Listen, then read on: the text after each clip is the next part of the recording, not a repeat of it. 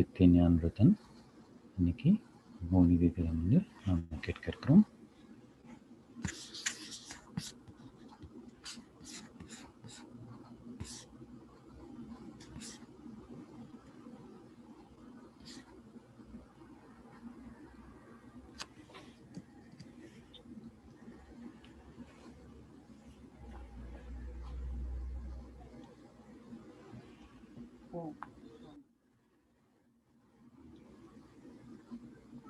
हम सभी रूहानी यात्रा पर हैं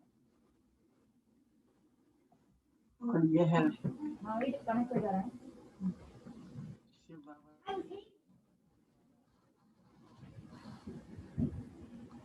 நாம் அனைவரும் இந்த ஆன்மீக யாத்திரையில் இருக்கிறோம்.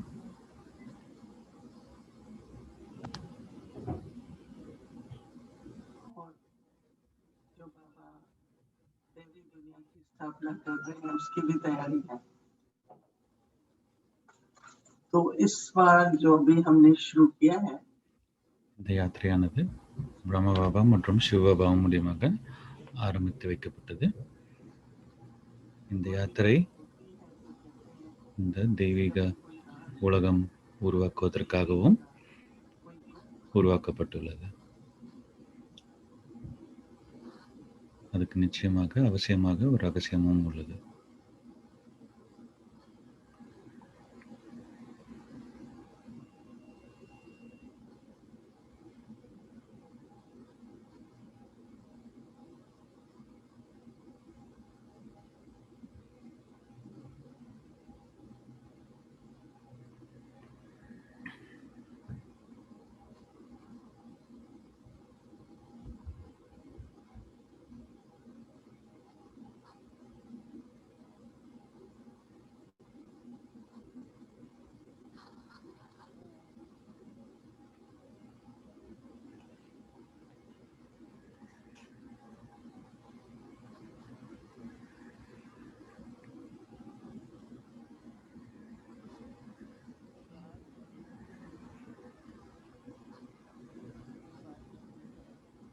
सीक्रेट भी कहते हैं, कोई रहस्य, राज का मतलब कोई रहस्य है। तो ब्रह्मा बाबा ने ऐसे शिव बाबा की प्रवेशता तो 1936 में हुई, लेकिन बाबा ने 1932 में ही उनके अंदर में कुछ वार्तालाप चलने लगा, जैसे बुद्धि मन को कह रही है பிரம்ம பாபாவுக்கு சிவ பாபாவோட பிரவேசம்ன்றது ஆச்சு. அது 1936 ஆச்சு. ஆனால் அதுக்கு முன்னாடியே 1932 சிவபாபா வந்து பிரம்ம பாபாவிடம் வர்றது போல அந்த அனுபவம்ன்றது பிரம்ம பாபாக்கு ஏற்பட்டது. सब भक्ति मार्ग के व्रत नियम तीरथ सब करते थे। फिर भी பாபா வந்து பக்தி மார்க்கத்தில் அவர்களோட குருவும் அவர்களோட இருந்தார். அப்பொழுது வந்து எப்பொழுதும் அவர்களுக்கு இந்த உண்மை என்னவென்று தெரிந்து கொள்வதில் ஆர்வம்ன்றது அதிகமாக இருந்தது.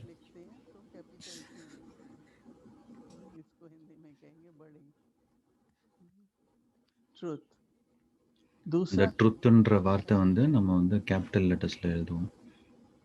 तो सच्चाई का मतलब कि ट्रू, उसको ट्रूथ भी कह सकते हैं, लेकिन वो कैपिटल टी नहीं होगा। मैं इसलिए बता रही हूँ कि किसी ने एक दो ने ये प्रश्न पूछा है। எப்பயுமே ட்ரூத்ன்ற அந்த வார்த்தை வந்து அது வந்து கேபிட்டல் லெட்டரா இருக்கும். सत्य के लिए, जैसे परमात्मा को कहते हैं ना सत्य चित्त आनंद, பாபா வந்து சத் சித் ஆனந்த்னு சொல்றோம் இல்லையா? लेकिन सत्य का मतलब कि सत्य சத்து அப்படின்னாலே உண்மைன்னு அர்த்தம். அதனால ட்ருத்துன்னு சொல்லும்போது அது கேபிட்டலைஸ்டாக இருக்கிறதுக்கான காரணமும் அதுதான். ஏன்னா அது உண்மைன்னு சொல்லும்போது அது பொய்யா இருப்பதற்கான வாய்ப்பே இல்லை. அதனால பிரம்ம பாபாவுக்கு வந்து இந்த உண்மை என்னவென்று தெரிந்து கொள்வதில் அந்த ஆர்வம்ன்றது அவர்களுக்குள்ளே இருந்து கொண்டிருந்தது.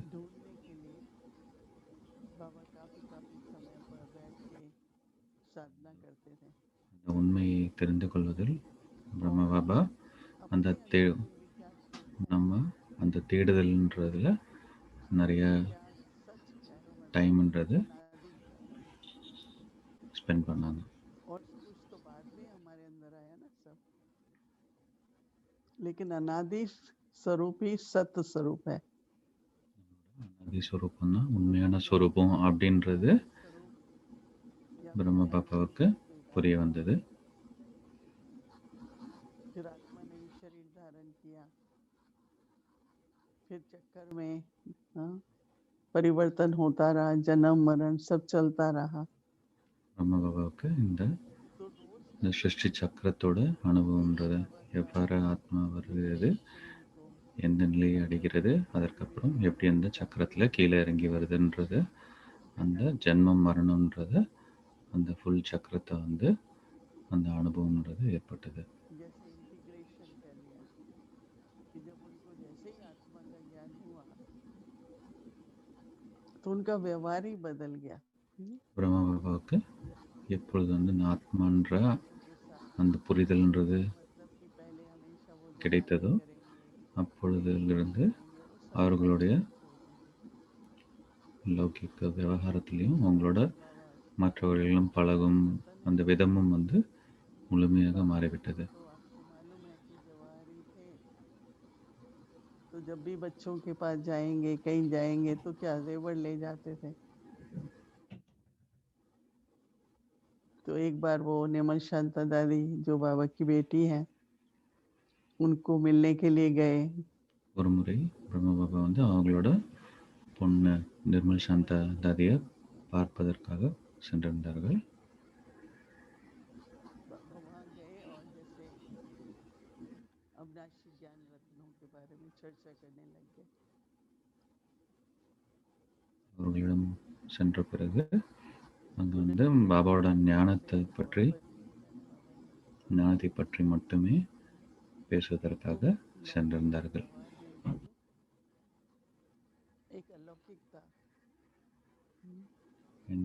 வேற எந்த பொருளும் எடுத்து செல்வதுன்றது நம்ம யார் வீட்டுக்காவது போகும்போது அதை எடுத்துட்டு போவோம் இல்லையா. ஆனால் பிரம்ம பாபாவுக்கு இந்த அறிமுகம்ன்றது கிடைச்சதுக்கு அப்புறம் அவங்களோட பொன் நிர்மல் சாந்த தாதி வீட்டுக்கு செல்லும் போது ஆன்மீக இந்த பரிமாற்றத்துக்கு பற்றி பேசுவதற்காக மட்டுமே சென்றிருந்தார்கள்.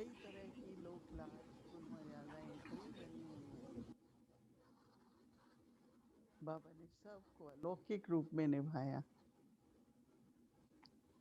ஒவ்வொரு விஷயத்தையும் மிகவும் அலௌகிகமாக மாற்றி பார்க்க ஆரம்பித்தார். அதற்கான காரணம் பாபா தன்னை ஆத்மா என்று புரிந்து கொண்டதனால்.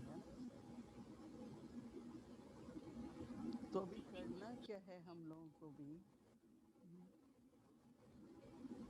कि हम 31 दिन के लिए रोज एक बात को लेकर के, जैसे कल के लिए निस्वार्थ, जो सत होता है वो निस्वार्थ होता है, उसको अपने लिए नहीं कुछ चाहिए, उनमें विश्व का भला हो, सबका भला हो, सबका कल्याण हो. பிரம்மா பாபாவை போலவே நாம் அடுத்த 30 நாட்கள் நம்ம பிரம்மா பாபாவை கூட ஒரு விஷயத்தை எடுத்துக்கொண்டு நம்ம அதில் அந்த புரிதல்ன்றதை ஏற்படுத்துறதுக்கான முயற்சியில் ஈடுபட்டு இருக்க வேண்டும்.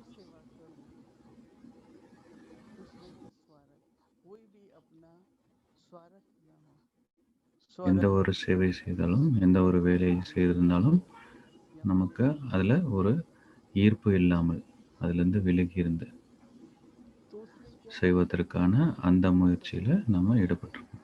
நிஸ்வார்த்தன்னு சொல்கிறாங்க ஹிந்தியில். அதில் ஒரு பற்றுதல் இல்லாமல் அதிலிருந்து விலகி அந்த வேலையை செய்வது.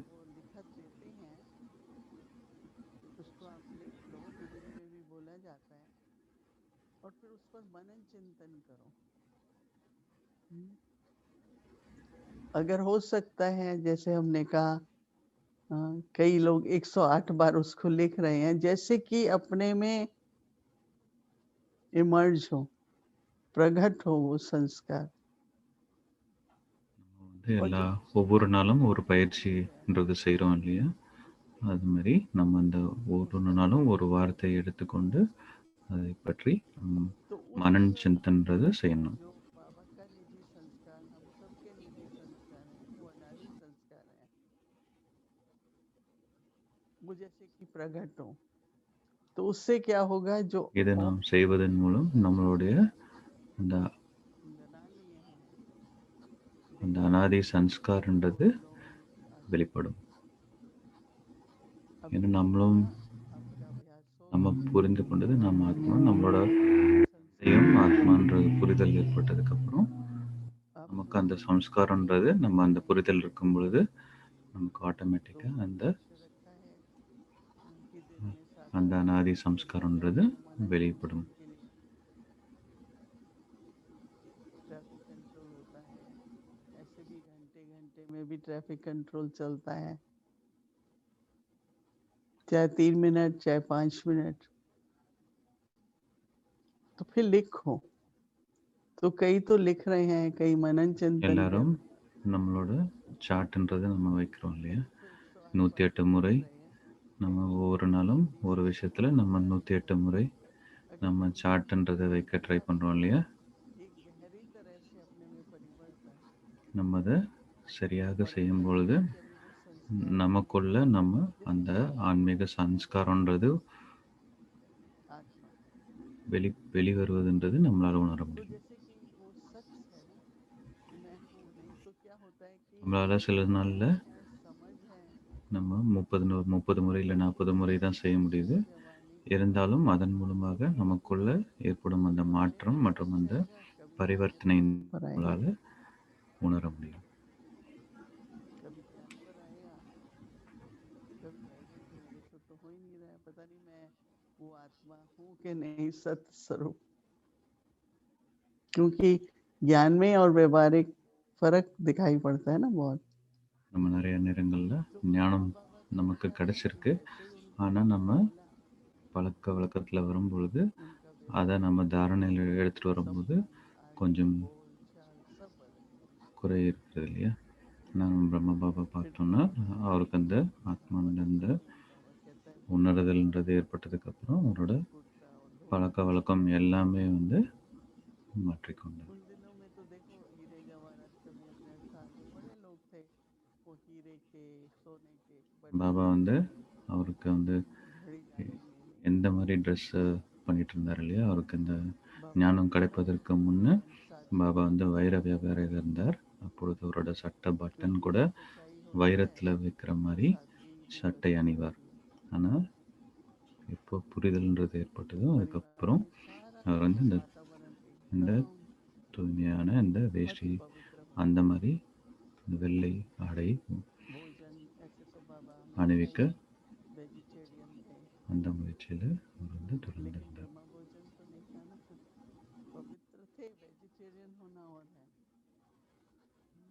लेकिन कैसे याद में खाना बने, सात्विक भोजन हो, எல்லா விஷயத்துலையும் நம்ம வந்து எவ்வளோ பவித்திரமாக இருப்பதுன்றது நம்ம செக் பண்ணி பார்க்கணும். வெறும் வெஜிடேரியன் அப்படின்னு சொல்லிக்கிறதுல மட்டும் இல்லாமல் நம்ம வந்து எப்படி நம்ம போக் செய்யும் பொழுதும் நம்மளோட கவனம் எவ்வளோ தூரம் பாபாவிடம் இருக்குது, அந்த நினைவுடன் நம்ம போக் செய்கிறோமா அப்படின்றத நம்ம செக் பண்ணி பார்க்கணும். फिर ये जो अलग अलग गुण बताए ये हमारा सम्मान बन जाएगा। मैं निस्वार्थ हूँ, तो जो सम्मान होगा हमारा उसमें कभी भी ये नहीं जाएगा कि मैंने ये किया उसके लिए मुझे कुछ मिले। यही भावना होती है। मैं तो हमेशा देखती हूँ कि ये अपने में सबको दिखाई पड़ता है कि मेरे पास कुछ है, कोई लेता है और ही सोचती हूँ कोई ले, तो खुशी होती। ये नहीं होता है कि ये ले फिर मुझे इसके बदले ये मिले, नहीं। आज देखो इतना वर्ष यज्ञ चल रहा है, बाबा को कभी नहीं आती ஒவ்வொரு நாளும் ஒரு பயிற்சின்றதை செய்கிறோம். அதை வந்து நம்ம நேற்றைய வந்து இந்த நிஸ்வார்த்தன்ற பயிற்சியில இருந்தோம். बताओ कि ये हो रहा है ये அதனால் ஒவ்வொரு நாளும் நம்ம ப்ராக்டிஸ் பண்ணும்பொழுது நம்ம அது குணமாக ஒவ்வொரு குணமும் வந்து நம்மளோட சமானமாக மாறிவிடுகிறது. तो जैसे बाबा ने एक ऐसा सामान बनाया और दूसरों को भी जैसे आज का ये अलौकिकता में यही था कि मैं सत्स्वरूप हूँ, तो शिव बाबा ब्रह्मा बाबा को कह रहे हैं तुम भी सत्स्वरूप हो, हर नारी को देवी के रूप में, हर नर को देवता के रूप में देखो. நம்மளும் சிவபாபா பிரம்மா பாபாவை போல ஆத்மா என்று அந்த உணர்தல் எடுத்துகிட்டு வரணும். அப்படின்னா நம்ம பார்க்கும் ஒவ்வொரு பிரதரோ சிஸ்டரையும் வந்து அவங்களோட தெய்வீக சுரூபத்தில் அவங்கள பார்ப்பதுக்கான அந்த பயிற்சின்றது நம்ம செய்யணும். பிரம்ம பாபாவும் இந்த பயிற்சியை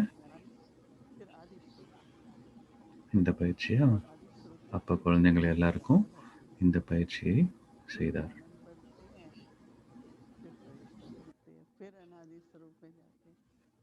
இந்த 5 சுரூபங்களும் நம்ம அடிக்கடி ப்ராக்டிஸ் பண்ணணும். இது வந்து பிரம்மா பாபாவும் ஆரம்ப காலத்தில் எல்லா குழந்தைகளிடமும் இந்த பயிற்சியை அளித்தார்.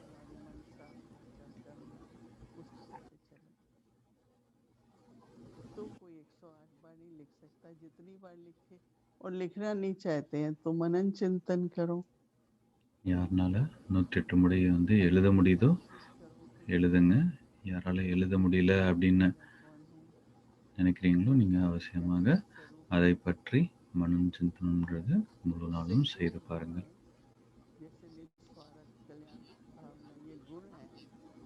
நிஸ்வார்த்த மற்றும் எல்லாருக்கும் நல்லது செய்வதுன்ற அந்த குணம் வந்து உங்கள் எல்லாருக்கும் அனுபவம்ன்றது ஏற்பட்டிருக்கும்னு நம்புகிறாங்க. இதை பற்றி இன்னும் டீட்டெயில்டாக நாளைக்கு பேசலாம் அப்படின்னு சொல்லி தீதி சொல்கிறாங்க. ஓம் சாந்தி.